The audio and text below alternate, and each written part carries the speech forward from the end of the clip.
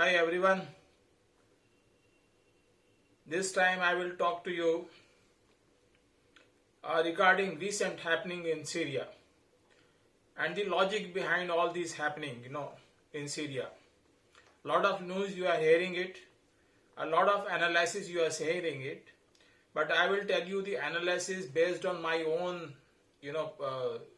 analysis based on I had been talking from last uh, 2020 when first my video came regarding change in the paradigm shift in all over the world, and this change is right now part of that. What is happening in Syria is not what US did actually, or what Russia wanted to have something on that.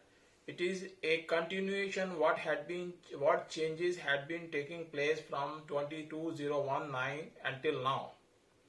And this change is also for the change when HTS and the leader of Javlani right now, under the leadership of him, the army or the government of Bashar al-Assad has been removed, and right now they are leader.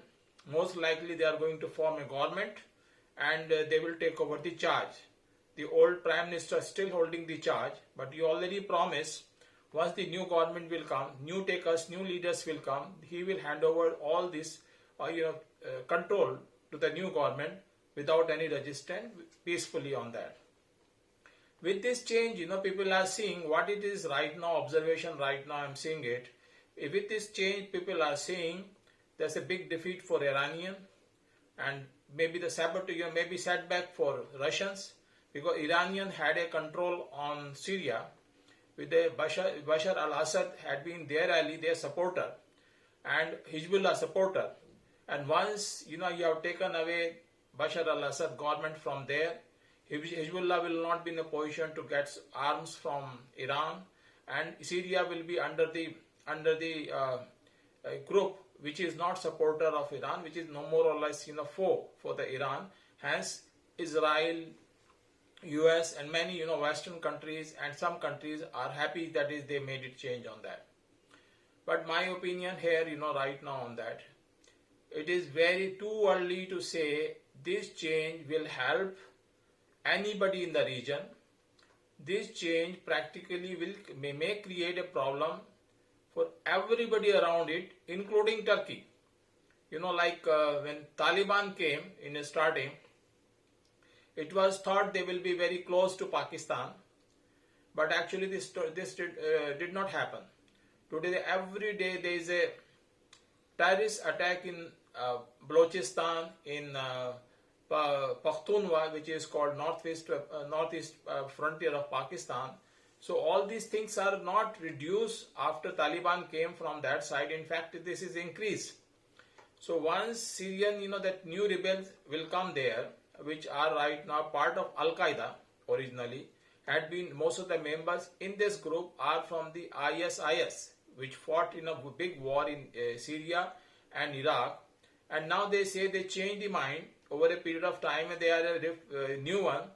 It is just forget it about that. It is not going to be there. Maybe they are right now more, what I will say, mature, more experienced. They know what to talk and what not to do, is not to disturb the all over the world. Otherwise, they will get vanished on that. That's why the new language is coming. But I don't think any change in their ideology is coming then. So this group, mostly, from my point of view, it will create not only trouble for the Iran, it will create trouble for Turkey, it will create trouble for Israel, it will take trouble for the Jordan and Saudi Arabia, because they have some theory, and that theory is the caliphate.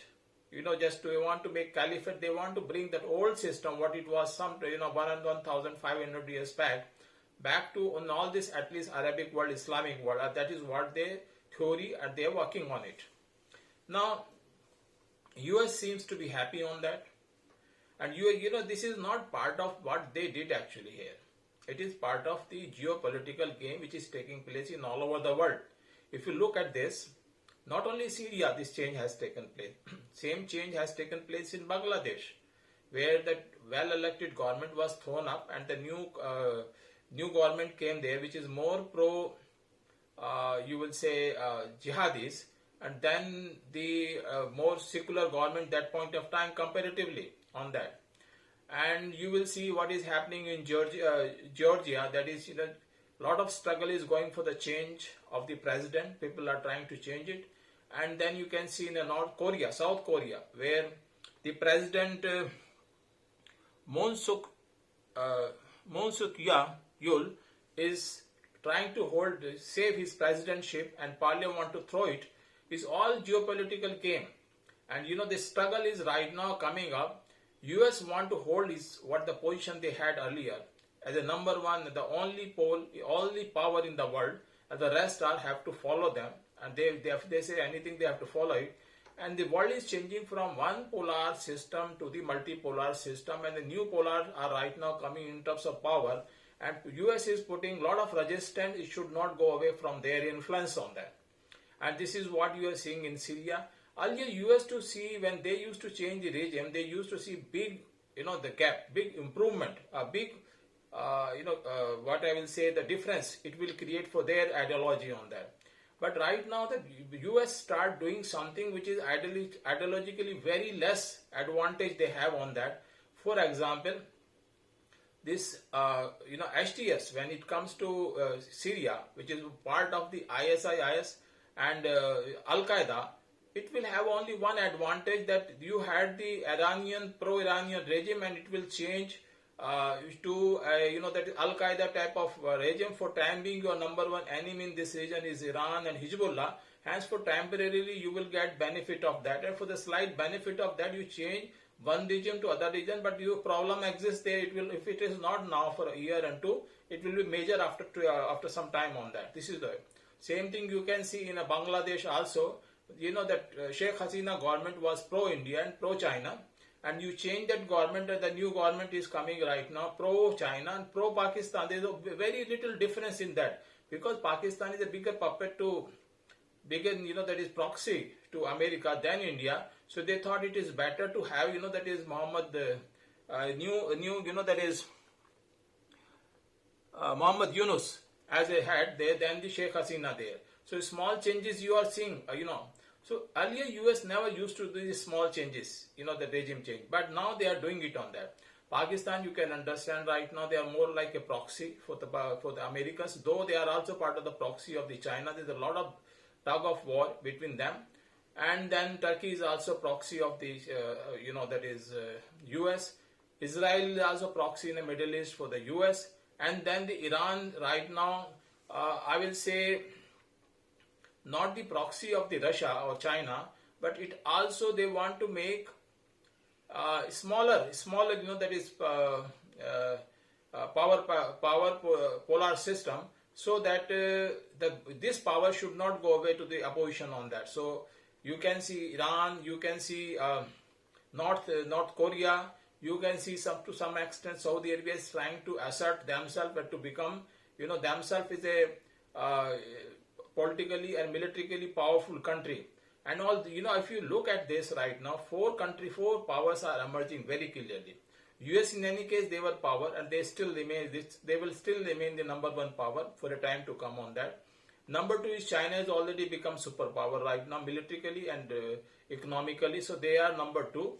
Number three, I consider at this moment Russia, because militarily they are very powerful. So economically they are not so powerful, but they have assistance from the people like Asia, like India and China and other countries. So they are economically, you cannot just forget them. So they are number three powerful, and that, and the fourth country which is emerging very powerful and going steadily on that, it is India. India is emerging economically powerful under the leadership of BJP, leadership of Narendra Modi. And then in military also it has quite powerful. It is not so weak as comparison to the many people we talk like. It's much more powerful than Pakistan and Iran and maybe that Israel, or what I will say on that. And the fifth, maybe the power will be coming at this moment. It not seems to be visible very much, but maybe that Iran is maybe the fifth one, which may be coming up in a time to come on that. So this is there. That is one of the reasons why US are so much interested to bring down Gautam Adani, because Gautam Adani is in India always that corruption was a part of any billionaire becoming here in India. When Ambanis were there, they had a lot of support that time, legal or illegal support from that time, Shrimati Indira Gandhi. Now Gautam Adani got a lot of support, legal or maybe illegal, from current government here. Maybe chances are there during this period, but they were never talk about that thing earlier. Now why they're talking about, they fear if they become economically more powerful by having Adani, Ambani, Tatas, and some more, the billionaire here in India. So it is possible their economy will grow faster, and they may not cross, but they become quite more powerful on that way. That is a way to stop it, to put, that is control it, contain it. So that's what they're doing, containing part of it. And the fifth may be something else. So all seems to be like that US is doing, other China is playing games, geopolitical game. That's sure. All political analyzers are saying this is geopolitical game which is taking place in all over the world. But my difference is one over and above. It is, yes, it is a geopolitical game. But I am talking to you from last 5 years, 4 years, from 2019. It is a change is taking place in all the world. Alien world is changing this world. Whether you want it or you don't want it, this kind of change in Syria was quite possible even earlier also. And this will not stop here. It will go further. I can't say exactly where it will go, but most likely it will go to, it may affect to Turkey, because that is one modern country there. Bashar al-Assad country was quite modern. You have a freedom.